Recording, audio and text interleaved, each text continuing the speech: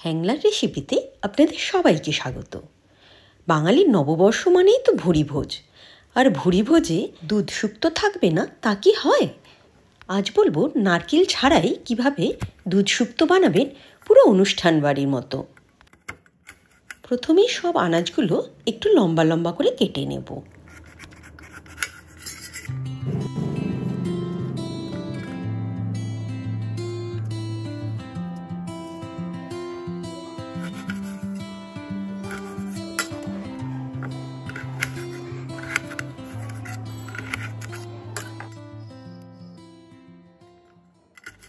আনাজগুলোকে দুটো ভাগে ভাগ, এই যেমন বেগুন, কাঁচকলা, উচ্ছেগুলো ভাজবো, আর আলু, রাঙালু, শিম, পেঁপে, সজনে ডাঁটা সেদ্ধ করব।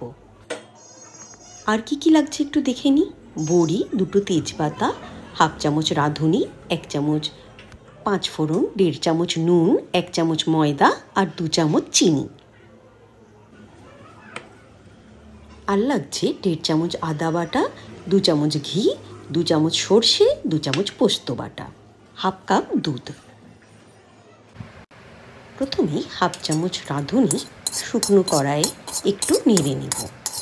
যখন রাঁধুনি সুন্দর গন্ধ বেরোবে তখন সেটা তুলে নেব এবং একটু গুঁড়ো করে নেব।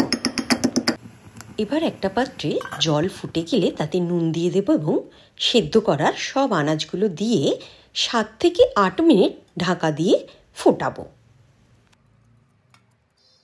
সবজিগুলো 80% মতো কুক হয়ে গেলে এবার এটা ঢেলে রাখবো।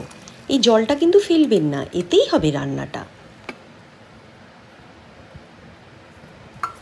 এবার কড়াইয়ে সাদা তেল দিয়ে বড়িটা ভেজে নেব এবং একে একে সব আনাজগুলো ভেজে নেব। শুক্তো করার সময় আনাজগুলো কিন্তু আপনাদের আলাদা আলাদাই ভাজতে হবে। কাঁচকলা, বেগুন আর উচ্ছে। আর হ্যাঁ, ভাজার সময় এখানে কিন্তু নুন দেওয়ার কোনো দরকার নেই।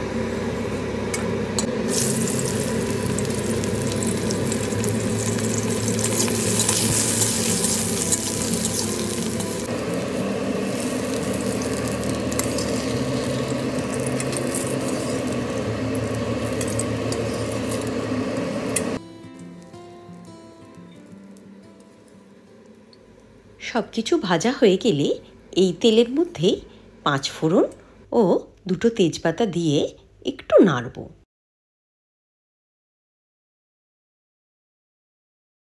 তারপর সর্ষে বাটাটা দিয়ে দেব আর এর সাথেই দিয়ে দেব আদা বাটাটাও। তারপর কষাবো যতক্ষণ না আদার কাঁচা গন্ধটা যাচ্ছে। এই 1 মিনিট মতো কষালেই যথেষ্ট। মশলা কষানোর সময় যদি একটু শুকনো লাগে আনাজ সেদ্ধ জলটা একটু দিয়ে কষাতে পারেন। আদা ও সর্ষে কষানো হয়ে গেলে 2 চামচ পোস্ত দিয়ে দেব, দিয়ে একটু নাড়ব। মশলার মধ্যে সেদ্ধ করে রাখা আনাজটা দিয়ে ভালো করে মশলাগুলো মাখিয়ে নেব। আনাজের সাথে মশলাটা পুরো ভালো করে মিশে গেলে এবার সেদ্ধ করে রাখা জলটা দিয়ে দেব। আমি কিন্তু পুরো জলটাই ব্যবহার করেছি, আপনাদের যেমন গ্রেভি লাগবে সেই অনুযায়ী জলটা দেবেন। এবার এতে দুধটাও দিয়ে দেব। 1 চামচ নুন আমি আগেই দিয়েছি, এবার এর মধ্যে হাফ চামচ নুন দিয়ে দেব, দিয়ে ঢাকা দিয়ে ফুটতে দেব। 2 থেকে 3 মিনিট ফোটার পর বড়িগুলো দিয়ে দেব, তারপরে কাঁচকলাটাও দিয়ে দেব।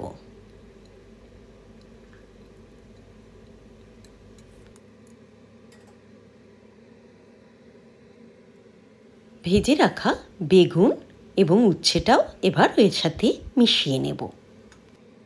উচ্ছেটা কিন্তু সবার শেষেই দেবেন, না হলে বেশি ফুটলে তেতো হয়ে যেতে পারে।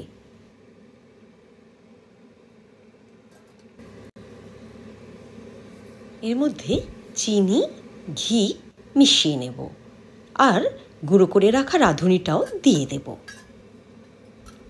অনুষ্ঠান বাড়ির মতো শুক্তো পাওয়ার জন্য রাঁধুনিটা কিন্তু দিতেই হবে।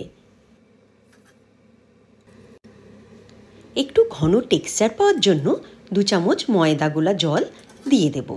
আপনি এটা স্কিপও করতে পারেন। মিনিট খানেক মতো ফুটলে আপনার শুক্তো রেডি। শুক্তো আমার খুব প্রিয়, আর আজ আমার আর কিছুই লাগবে না মনে হচ্ছে। শুক্তো আর ভাত, দ্যাটস মোর দ্যান এনাফ।